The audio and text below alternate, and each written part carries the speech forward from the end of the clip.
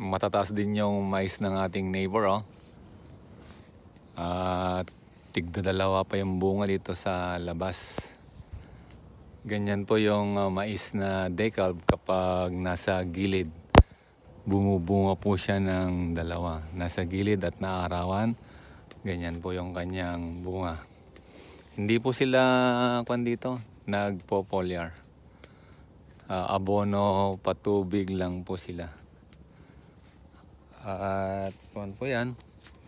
Ito kasi 6 months na nabakante. Ngayon lang siya natamnan ulit ng mais. Halos kasing laki lang po nito yung ating mais, oh. Pero makita niyo yung ating mais na talagang busog na busog po siya.